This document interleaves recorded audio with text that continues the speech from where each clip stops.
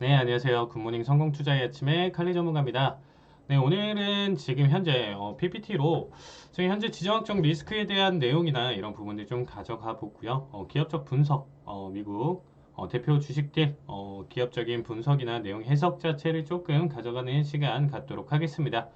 네, 먼저 지난 상황을 좀 돌이켜서 본다고 하면 일단은 대형 기업들의 실적이 증시에 이제 전반에 깔려 있어서 이제 뭐 하방 압력, 금리 인상과 양적 긴축 이슈를 얼마나 저항할 수 있느냐가 관건이었는데요. 일단 거대 기업들의 이제 향방도 그리고 이제 아마존, 구글과 같이 어닝 서프라이즈를 보여주면서 급등한 기업들이 있는 반대로 일단은 실적은 뭐 예상치보다 좀 좋게 나왔지만 뭐 주가 급락한 뭐 넷플릭스나 뭐 주당 순이익이 기대를 못 미치면서 어닝 쇼크를 발표했던 뭐 메타처럼 급락한 기업이 있었습니다. 이제 코로나 기간 최고의 이제 종목들로 좀 평가받았던 해당 기업들의 이제 주가가 왜 극명하게 갈렸는지를 좀 짚어보면서 향후 주가 전망도 분석해보는 시간 가져가 보도록 하겠습니다. 자, 일단은 먼저 최근 우크라이나 사태 관련해가지고 미국과 러시아의 이제 갈등이 이제 좀 심화되는 가운데 EU 내 이제 강대국 독일과 프랑스가 이제 좀 어느 정도 독자 노선을 걸으려 하는 모습이 좀 지속적으로 나오면서 미국이 좀 골치가 아팠는데요. 먼저 미국과 독일과 회담을 통해서 러시아의 이제 우크라이나 침공 억제에 이제 공동으로 대응하기로 했다고 이제 밝혔습니다. 다만 독일 내부에 노드스트림 즉 천연가스를 이제 유럽으로 운송하는 합작 사업에 과거 독일 총리 출신이 이제 슈레더를 비롯해서 이제 친러계 인사들이 이제 대다수 포진되어 있기 때문에 향방이 이제 좀 주목하고 있는 가운데 지금 어떻게 오직 독일 과거와 같이 이제 미국과 협력만을 좀 고수를 할지 아니면 이제 과거 이제 러시아의 이제 원자재 압박에 직접적인 피해를 보고 있는 현 EU 입장도 고려해야 할 것인지는 좀 다소 지켜봐야 되는 부분 중에 하나겠죠. 이렇게 일단 독일이 미국과 이제 공조를 좀 높이고 있는 가운데 EU의 수장격이었던 이제 메르켈 총리가 있을 때만 해도 여러분들도 아시겠지만 독일이 단독 포지션이나 좀 다름이 없었는데 메르켈 총리 사임 이후에는 지금 프랑스 입김도 상당히 세진 부분 중에 하나죠. 프랑스가 이제 러시아의 이제 회담에서 러시아의 의견을 듣고 동시에 이제 EU의 지금 현재 의견도 전달하는 모습을 보여주고 있습니다. 네, 러시아 입장에서는 우크라이나가 중립국이 되어야 한다고 주장을 좀 하는 것으로 좀 밝혀지고 있는데 다만 군대를 좀 10만이나 배치해놓고 중립국이 되어라 라고 말하는 것 자체가 과연 호용이 있는지 문제겠죠. 우리나라 그리고 이제 스위스 경우만 보더라도 좀 자체적으로 국방력을 갖추지 못한 나라가 중립국을 좀 발표하는 것이 얼마나 무의미한 일인지 역사가 좀 잘 보여주고 있는 상황이니까요. 아무튼 러시아는 어떻게 는 우크라이나가 이제 나토에 가입하는 것만큼은 지금 현재 저지하려는 움직임인데 일단 나토는 오히려 현 우크라이나 상황을 이용해서 러시아로부터 양보를 좀 받아낼 목적으로 보여주고 있습니다. 나토를 위시한 사실상 미국과 러시아의 알력 싸움이 다소 해결되는 분위기로 갈지 아니면 글로벌 긴장 관계를 지금처럼 계속적으로 더 얼어붙게 할지는 이 부분은 조금 더 상황을 좀 예의주시해야 될 부분 중에 하나고요. 이 갈등 자체가 여러분들도 아시겠지만 현재 뭐 천연가스, 원유, 그 외에 이제 신소재 금속들, 뭐 팔라듐 뭐 할 것 없이 이런 가격들의 변동성, 그렇죠? 이런 부분들에 굉장히 큰 영향을 끼치는 만큼 뭐 원자재 관련 지금 현재 ETF라든지 보유하고 계신 분들은 현 상황에 대해서 굉장히 계속적으로 지속적으로 이제 귀를 기울여서 봐주셔야 되는 부분이다. 이렇게 봐주시면 되겠습니다. 자, 그러면 그쵸. 금리 인상 전 마지막 실적 발표였어요, 이번에. 그쵸? 금리 인상 전 마지막 실적 발표였는데 사실상 뭐 아마존이나 구글 같은 경우는 이따가도 이제 좀 말씀드릴 텐데 사실상 얘네 상승은 어느 정도 예측이 됐었고 메타나 넷플릭스의 하락 사실상 이 부분도 사실상 예측 가능할 수 있었던 부분 중에 하나였어요. 왜냐면 제가 계속 강조드리고 있는 그쵸? 일단은 캐시카우가 있냐 없냐로만 판단을 해봤을 때 그쵸? 넷플릭스는 그래도 캐시카우가 있다라고 또 볼 수 있고 메타도 광고 수입이나 이런 부분들로 봤을 때 있다라고 할 수 있는데 지속 가능한가라고 했었을 땐 물음표죠. 얘네는 지속 가능성이 계속적으로 보여줄 수 있고 수요가 지금 더 언택트 지금 현재 코로나 시대 이후서부터 더 폭증하고 있는 상황이에요. 그쵸? 클라우드 사업 분야 자체가 굉장히 탄탄하게 지금 받쳐져 있는 상황이고, 그 넷플릭스랑 메타 같은 경우는 사실상 지금 현재 뭐 규제도 있었고 내부 고발 문제도 있었고, 넷플릭스 같은 경우는 이미 시장을 이전에 계속적인 상승 흐름을 가져갔었던 거는 어떻게 보면 독점에 대한 효과가 있었죠. 근데 이미 넷플릭스 이용자라든지 이런 부분들이 전 세계에 갖춰져 있는 상황에서 이제는 다른 OTT 시장 진출하는 거대 공룡 기업들이 이 부분을 어떻게 보면 지분을 지금 뺏어먹고 뜯어먹고 있는 상황이에요. 그렇기 때문에 넷플릭스는 과연 이전보다, 그리고 계속적으로 상승 탄력을 이어갈 만한 컨텐츠가 계속적으로 개발된다는 보장이 없는 상황이잖아요. 그렇죠? 그런 상황 속에서 바라본다라고 하면 더 이상 강한 상승 모멘텀을 잃었다라고 지금 좀 판단을 할 수 있습니다. 좀 더 자세한 내용 자체는 천천히 보도록 하겠습니다. 자, 일단 먼저 아마존 실적, 일단 호재에 대한 이유를 좀 아셔야 되겠죠. 아마존 같은 경우는 저는 이전서부터도 이제 굉장히 좀 좋게 보는 기업 중에 하나인데, 일단은 아마존 실적 호재를 기록한 상황을 본다라고 하면 크게 이제 세 가지로 요약을 할 수가 있는데요. 먼저 여러분들이 알고 계시는 이 전기차 리비안 투자 수익이 가장 큰 비중을 차지했습니다. 컨센서스 자체도 낮게 평가된 이유가 뭐였냐면, 사실 아마존의 주력 사업이었던 온라인 거래 부분이 이제 높은 현재 물가 상황과 그리고 코로나랑 합쳐지면서 일단 사실 좋은 실적을 거두지 못하는 것으로 좀 내다봤는데, 실제로 바로 전분기 3분기에서는 컨센서스를 하회하는 실적을 내놓으면서 주가 흐름이 상당히 좋지 못했던 상황이었습니다. 그래서 실적 발표 전일에는 오히려 주가가 다시 한번 급락하는 상황도 있었는데요. 리비안에 대한 투자 수익이 순수익이 지금 143억 달러 중에 무려 118억 달러라는 어마어마한 수치를 보여줬습니다.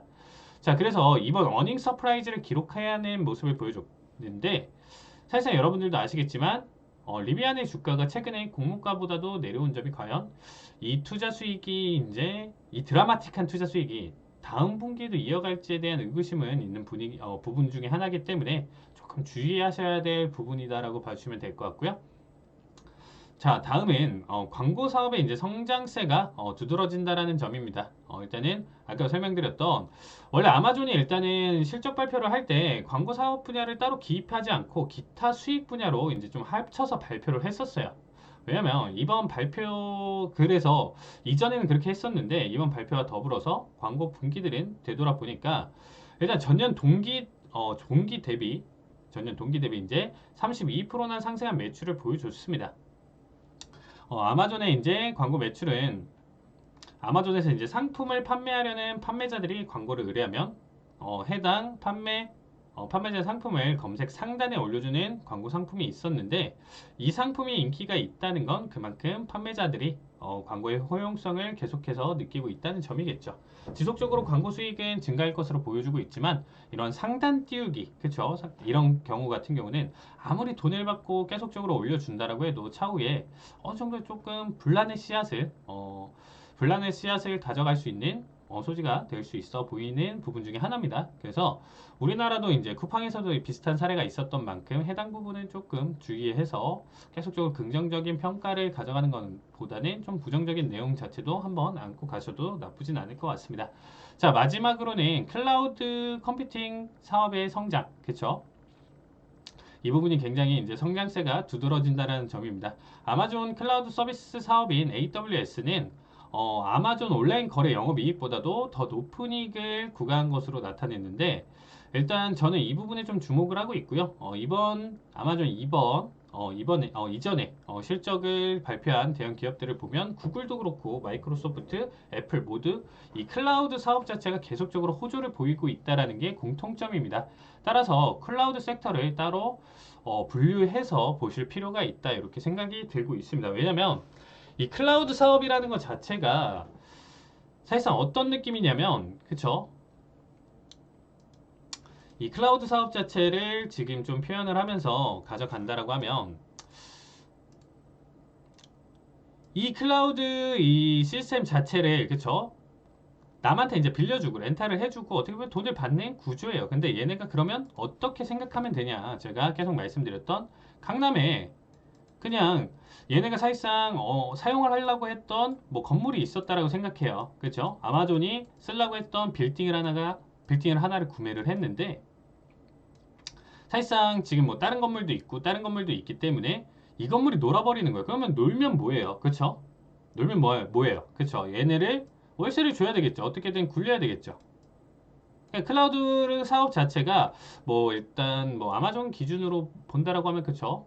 블랙 프라이데이 때 이제 조금 더 여유 있게 잡아놨던 공간들이 이제 그 외의 시간대에서는 좀 뜨는 그런 부분들을 다른 기업들이나 해서 빌려주는 개념이다라고 그냥 간단하게 생각해 주시면 돼요. 간단하게. 그래서 일단은 뭐 블랙 프라이데이 때 막 여기서 영업부들 뭐 해가지고 사업을 막 하고 있는데 이때 기간대 외에는 사실상 그렇게 필요 없는 공간들이었다라고 생각해 주시면 돼요. 이 건물이. 그래서 이거 그러면 임대해 주면 되겠네 하는데 이 임대가 굉장히 쏠쏠한 거죠. 계속적으로 돈이 계속 들어오는 상황인 거예요. 꾸준하게 잘 나가고 임대도 잘 되고.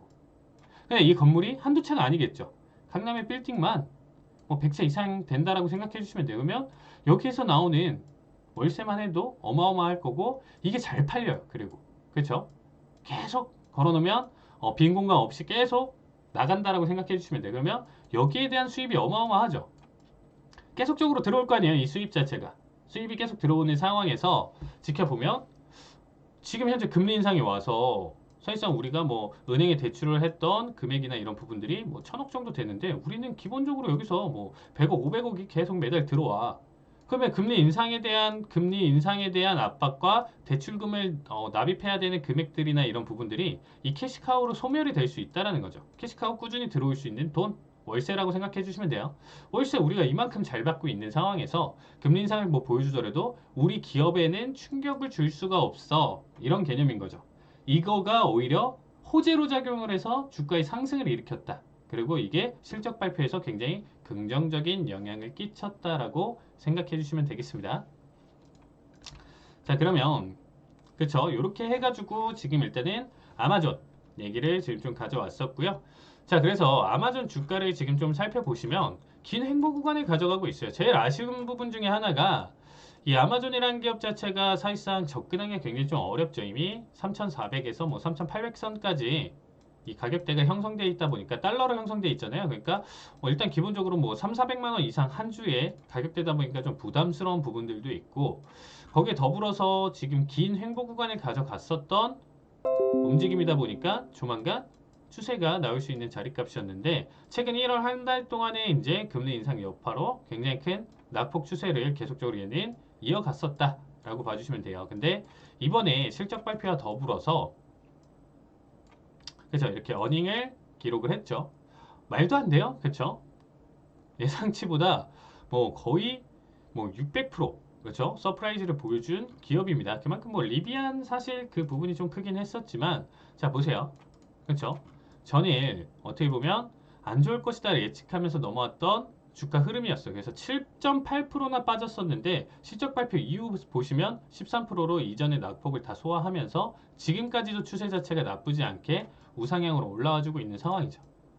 여기는 좀 잘못된 차트의 깨진 흐름이었다라고 봐주시면 되고 추세 상황은 계속적으로 좀 긍정적인 평가를 볼 수 있고 계속적으로 우상향을 그릴 가능성이 있는 종목이다. 캐시카우 탄탄하고 또다시 금리 인상 3월에 충격을 줄 수 있는 요소에서도 다시금 상승 슈팅 보여줄 수 있겠죠.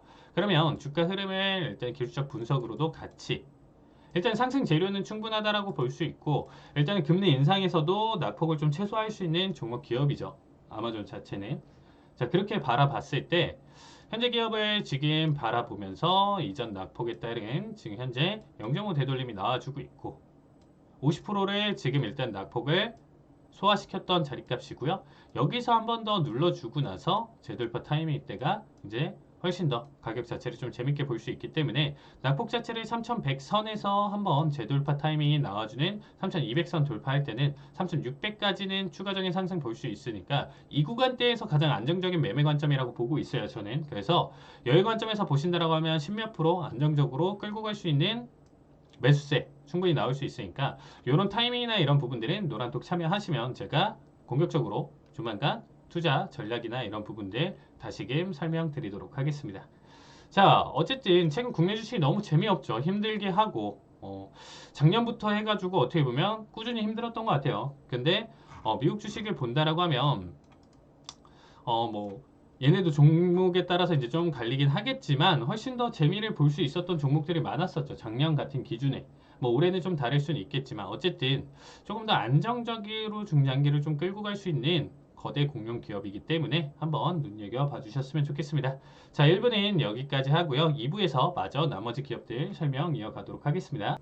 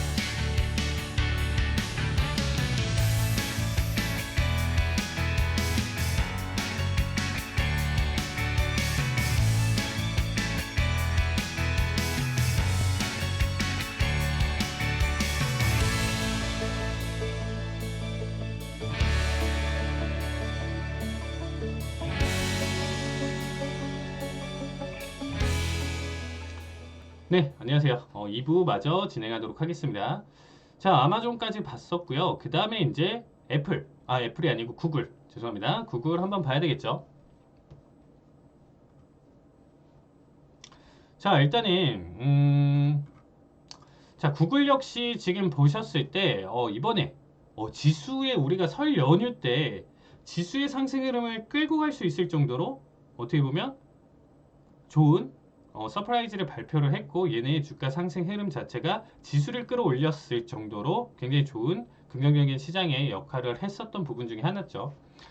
일단은 앞에서 좀 제외됐지만 주당 순이익 자체는 30.69달러로 컨센서스였던 27.68달러를 약 10% 가까이 넘는 어닝 서프라이즈를 보여줬습니다.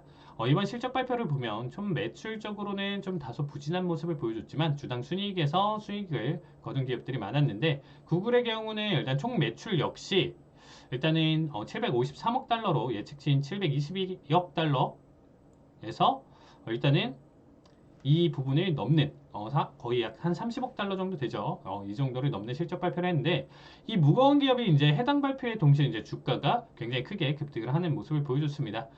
일단 실적적인 부분을 보면 신사업 부분을 제외한 주요 사업 분야, 그렇죠? 검색 광고 그리고 클라우드 그리고 단말 매출, 유튜브 프리미엄 매출 그리고 구글 플레이 수수료 매출 등 전반적으로 전년 대비 굉장히 크게 지금 현재 상승을 하는 모습을 보여주고 있는데요. 여기서 한술 더 떠서 투자자들에게 좋은 소식을 안겨줬는데 현재 이제 구글의 주가가 약 2,700달러 후반, 2,800달러 이 정도 가까운 주가를 지금 보여주고 있죠. 자, 지금 2,700, 2,800 거의 2,800이라고 지금 실시간으로 보면 봐주시면 될 것 같은데 자, 지금 이 부분도 아까 이제 설명드렸던 아마존이랑 좀 비교를 해본다는 건 거의 얘네도 한 300만원 정도 되는 거죠. 한 주당.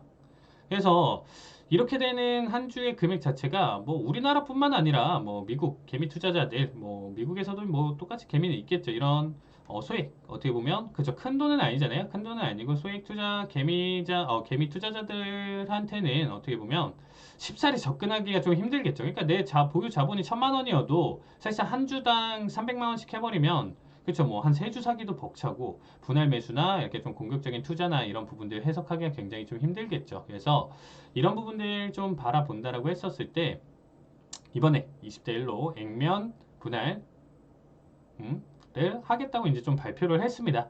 자, 그래서 대략 올해 7월로 계획하고 있는데 이렇게 되면 대략 지금 현재 가격대에서 보면 130에서 150 정도 근방으로 그래서 하나로 약 15에서 20만 원 정도 로 이제 구글 주식을 좀 보유할 수가 있게 되죠. 그래서 투자 자금을 여기서는 어떻게 보면 유동성이나 이런 부분들을 훨씬 더 크게 키울 수 있기 때문에 투자 자금을 더 유치하겠다라는 거겠죠. 그래서 아무래도 현재 주가는 좀 접근 가능성이 좀 떨어지는 가격대다 보니까 금리 인상 시기에 일단은 뭐 금리 이제 부담이 좀 덜한 투자를 좀 받기 위해서는 어떻게 보면 액면 분할을 좀 시도하지 않을까 조심스러운 또 기대도 있는 부분 중에 하나예요. 조금 더 일찍 공격적으로 또 가져간다라고 하면 그 부분 자체도 다시 한번 호재가 나올 수 있겠죠.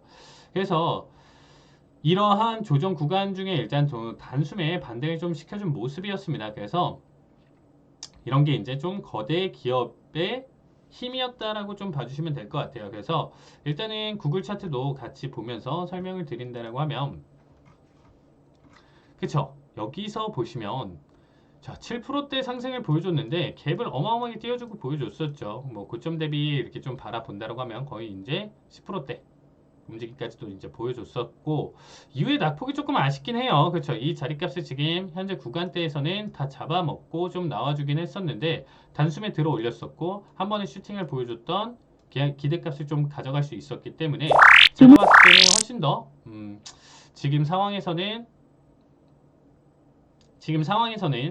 바라봤을 때 다시금 한 번 더 분할, 액면 분할과 그 이슈와 더불어서 현재 변동성은 좀 갇혀 있을 가능성이 있겠지만 상승 흐름이나 내용 해석 자체는 계속적으로 보여줄 수 있다. 이렇게 해석을 가져가시면 좋을 것 같습니다.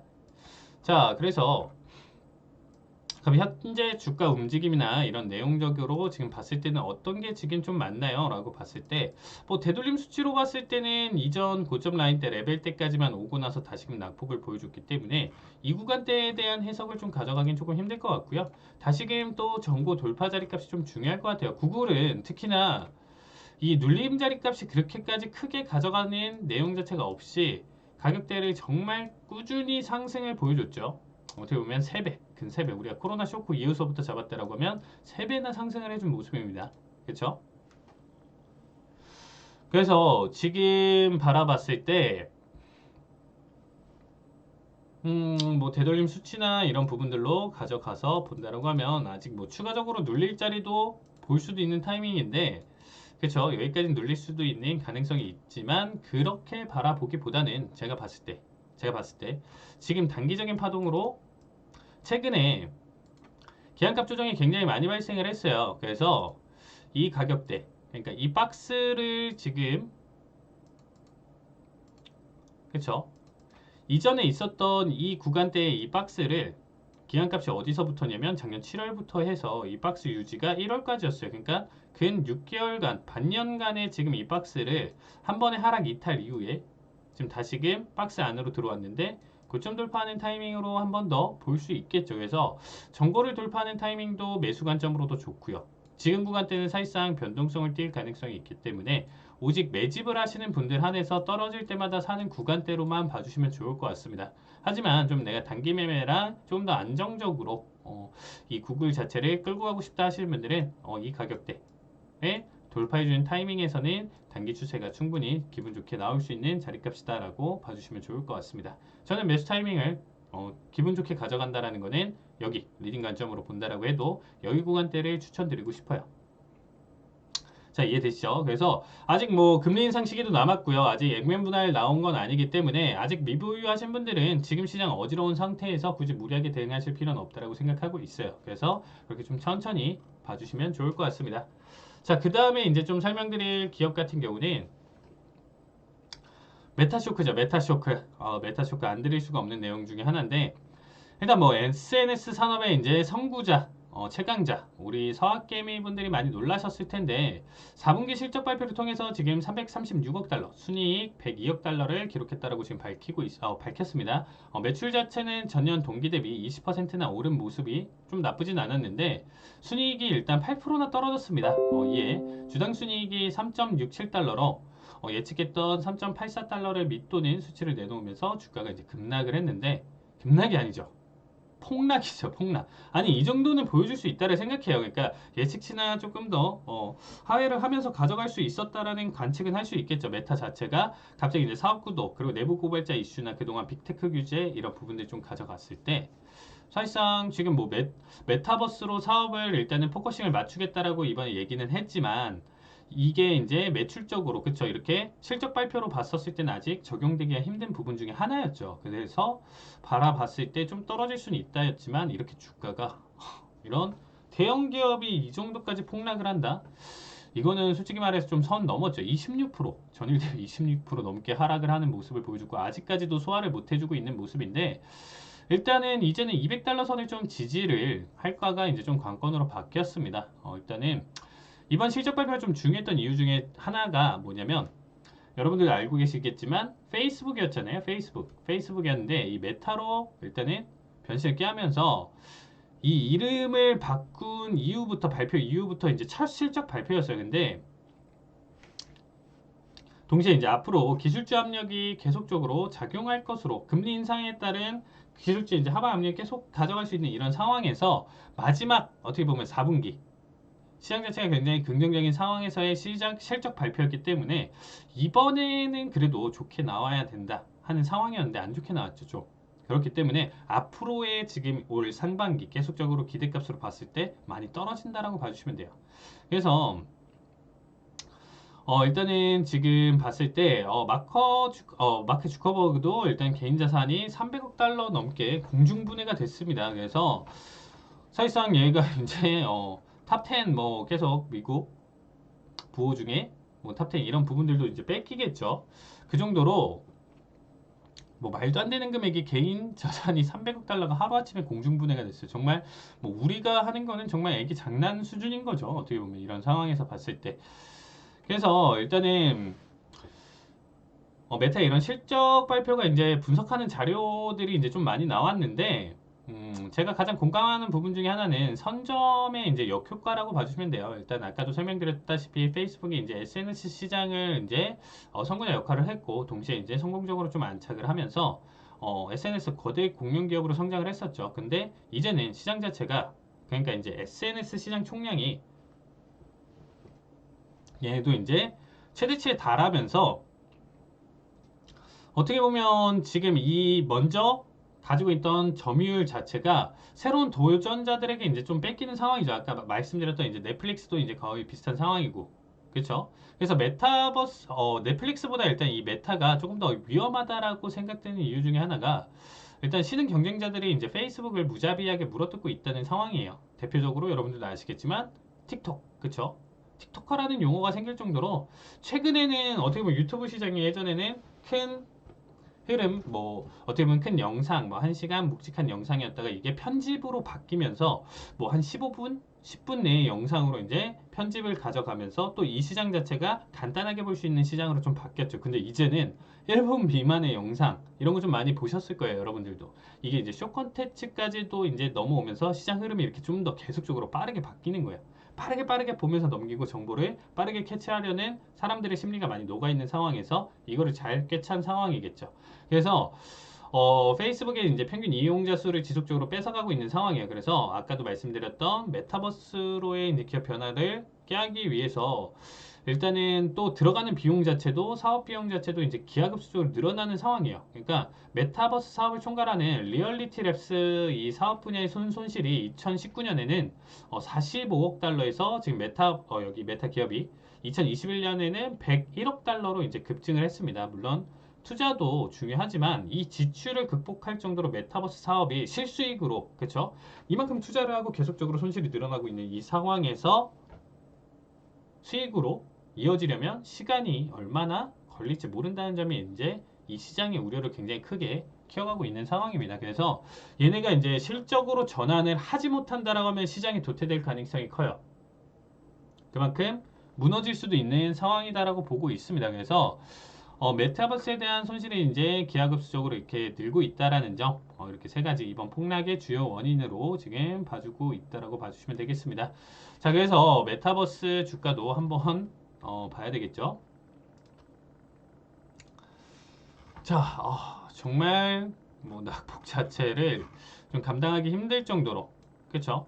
이전 코로나 쇼크 뭐 지금 뭐 구글이나 애들 눌렀을 때는 다른 종목들 눌렀을 때는 장난이었죠. 얘는 한 번에 누른 수치 자체가 마디값 자체를 세 마디나 지금 깨면서 넘어온 자리값입니다. 그렇죠? 이전에 코로나 이후서부터 꾸준히 상승했었던 자리값과 비교를 해본다라고 하면 얘는 한 번의 낙폭 자체가 어마어마하죠. 절반이 아니고 60% 이상까지도 지금 넘어온 자리값이었다라고 봐주시면 되겠습니다. 기술적으로는 단기적으로 반등을 보여줄 수 있겠지만 추세를 깨할 정도의 지금 상승 흐름을 보여준다라고 하면 적어도 260에서 280 정도의 가격대가 안착하고 나서부터가 어떻게 보면 다시금 상승을 그래도 깨할 수 있다라고 생각해 주시면 돼요. 그래서 지금부터도 한 50에서 50달러 이상 올라와야 되는데 지금부터 50달러 이상 올라온다는 것 자체가 20%죠. 20% 상승이 나와줘야 그때부터는 좀 안정적인 상승 탄력이다라고 봐주시면 될 것 같고요. 지금 주가는 사실상 지금 보시면 답이 없습니다. 그렇죠? 이거는 뭐 소화를 할 수 있는 부분이 아니에요. 뭐 정말 장기적인 측면으로 본다라고 했었을 때 이 메타버스에 대한 관점으로 좀 투자를 한다라고 했으면 뭐 상관은 없겠지만 사실상 저는 뭐 단기, 중장기 흐름, 앞으로의 흐름 지켜봤었을 때 얘네가 다시금 이만큼 단기 반등을 보여준다? 이거는 정말 좀 혁신적인 어떠한 내용 자체가 나와줘야 좀 가능한 부분이라고 생각해요. 페이스북 자체는. 이거 기술적 분석으로도 지금 차트 다 깨진 상황이고요. 이전 낙폭이나 흐름 자체로 봤었을 때 단기 반등 흐름으로 좀 보면서 가져갈 때 270 회복 정도가 가장 알맞은 정도고 여기 구간대에서 다시 저항받고 넘어온다라고 하면 정말 이 메타라는 종목 자체는 다시금 메타버스 시장이 강하게 NFT랑 해서 강하게 불어오지 않는 이상 시장 자체 추세를 한 달 이상 끌고 갈 수 있는 테마로 가져가지 않는 이상은 당분간 좀 상승을 바라보기는 조금 힘들 것이다. 저는 힘들 것이다 예요. 힘들 것이다. 자, 보유하고 계신 분들도 계실 텐데 일단은 좀 너무 부정적인 얘기만 해서 일단 좀 죄송하다는 말씀 드리고요. 어쨌든 아직까지는 좀 무너지긴 좀 힘들 것이고 그만큼 힘 자체가 강하고 워낙 그쵸 시총 자체가 탄탄한 기업이기 때문에 그래도 쉽게 무너지진 않는다 이렇게 생각하고 있습니다. 자, 2부 내용은 여기까지 보고요. 3부 마저 넷플릭스 내용 간단하게 설명드리고요. 마무리 가져가도록 하겠습니다.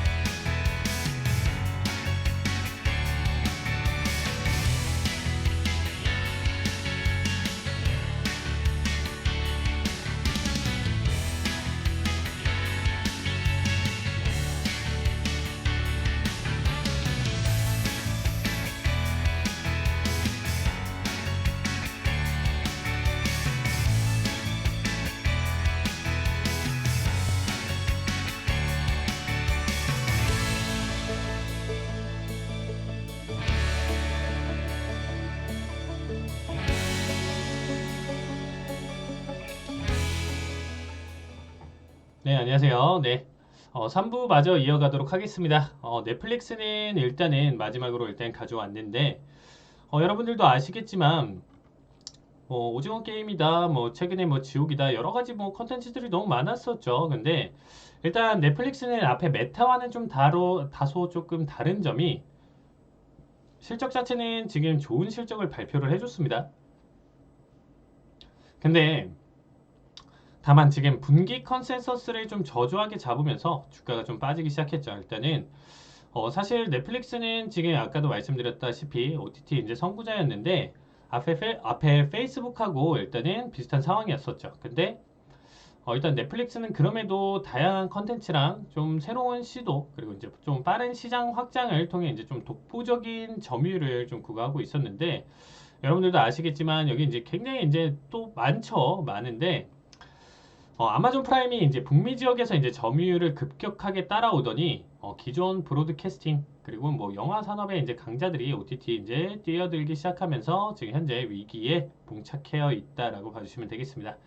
일단은 OTT 시장 자체도 사실상 뭐 SNS랑 좀 더불어서 똑같이 본다라고 하면 이 총량 자체가 더 이상은 좀 성장하기 어려운 포화 상태다라고 생각해 주시면 되겠죠. 이만큼 그동안 이용자 수를 꾸준히 늘려왔고 이 OTT라는 새로운 그 구독 시스템으로 해서 그쵸?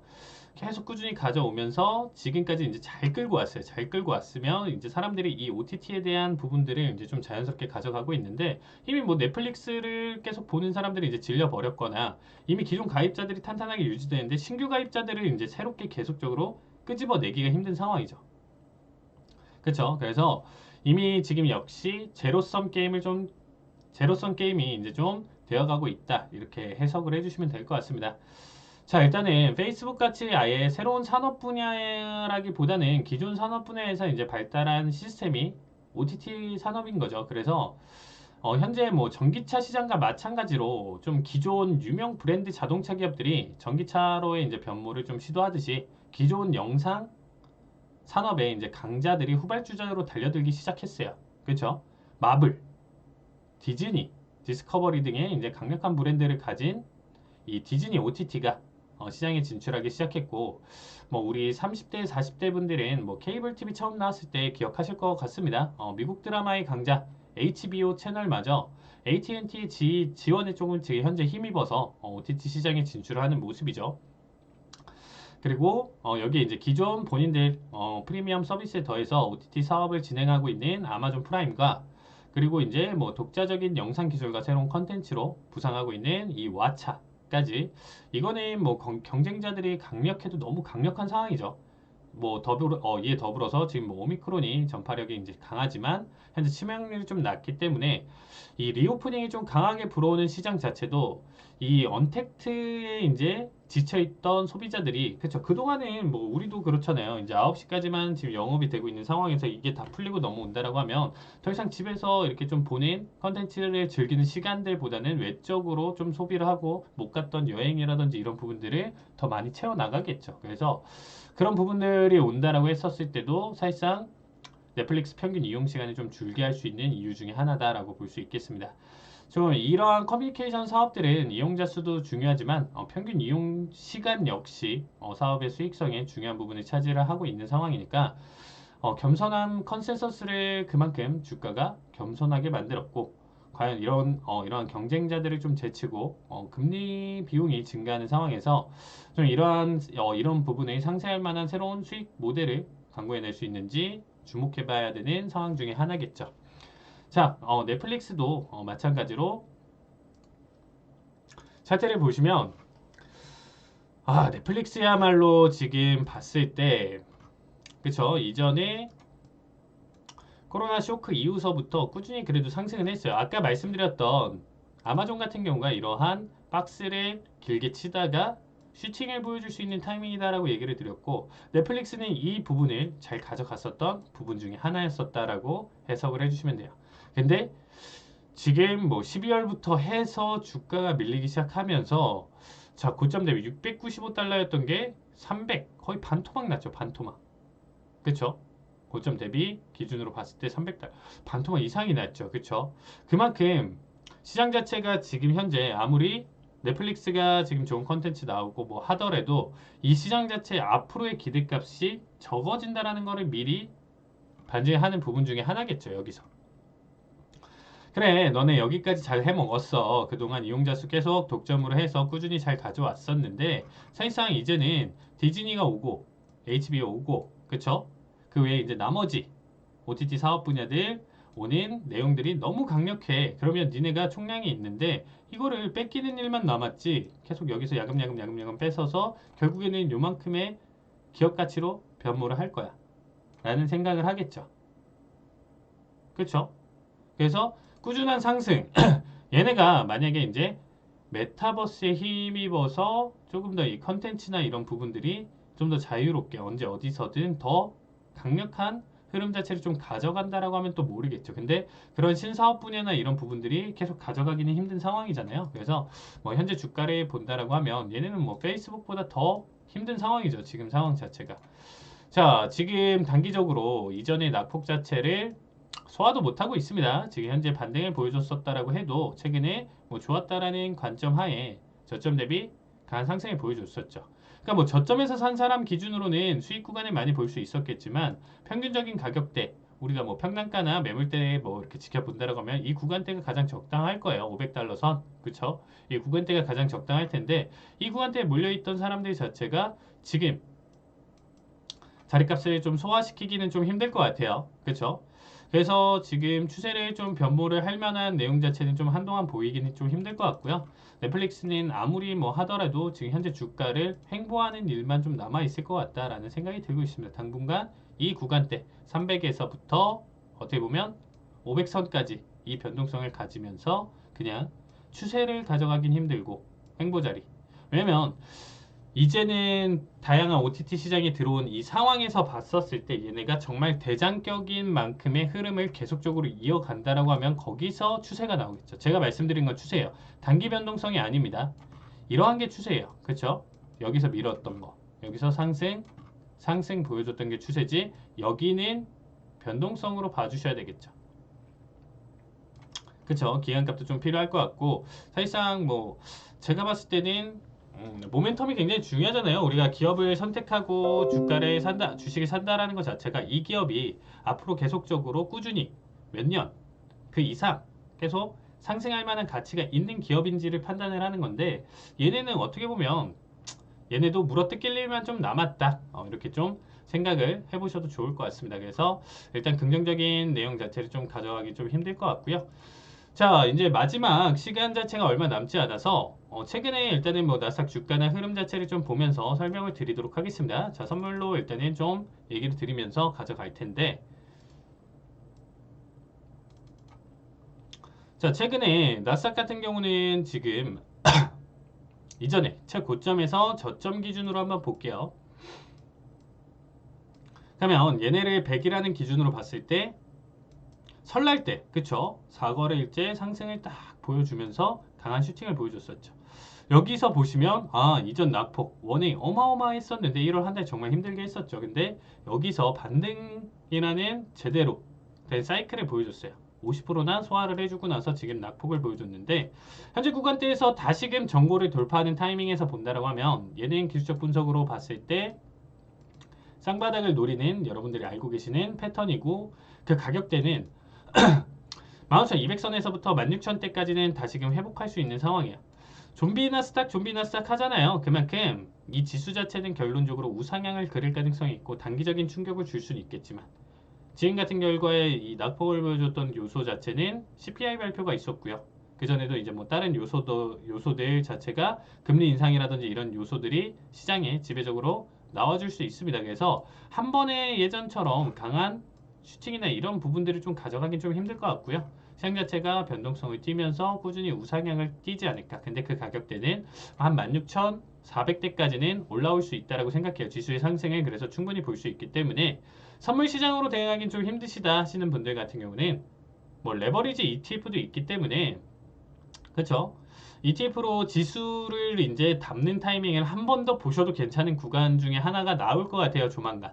그래서 이 부분에 대해서도 노란톡방에서 한번 돌파 자리값에 대한 사인이 언제 나올 것이고 내용 자체 해석하시면서 다양한 ETF, 뭐 S&P, 다우, 그쵸? 뭐 그 외에 뭐 빅스를 사용할 수도 있는 부분 중에 하나고요. 뭐 미국채나 뭐 이런 부분들, 뭐 금리 인상에 대한 내용 자체로 가져가면서 추가적으로 다른 원자재나 내용 자체도 가져갈 텐데 일단은 지수적인 측면으로는 한 번 더 사인을 드리는 시간 갖도록 하겠습니다. 일단은 뭐 손절가나 이런 부분들 정할 수 있고 선물로 대응하기에는 한약 기준으로는 이 지금 현재 1000포인트 정도의 상승을 가져간다라는 것 자체가 한약 기준으로는 가격대가 2천만 원이 넘어요.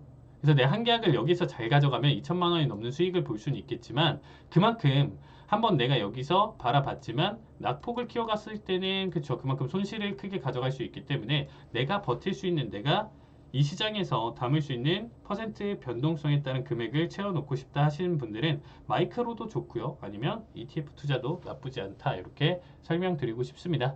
그래서 조만간 좋은 타이밍이 올 것이고 제가 봤을 때는 16,300 뭐 이 정도 가격대까지는 이 전고점 돌파하고 나서 1000포인트의 상승을 바라볼 수 있는 좋은 구간대가 나올 수 있으니까 이 구간대에서 차라리 대형주들도 상관없고 매수 타이밍으로 정말 볼 수 있는 좋은 종목들을 출연해서 보셔도 괜찮다라는 거죠.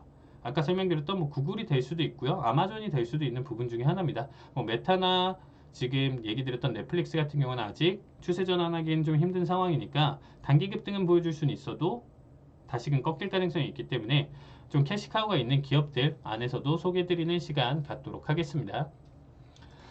자, 그리고 크루드 오일이에요. 크루드 오일 같은 경우는 제가 뭐 요즘 여러분들도 뉴스나 내용 자체에 계속 리포트나 보신 분들은 아시겠지만 이 크루드 오일이 그쵸 100달러 간다 125달러까지도 간다 뭐 이 얘기를 예전부터 했었어요.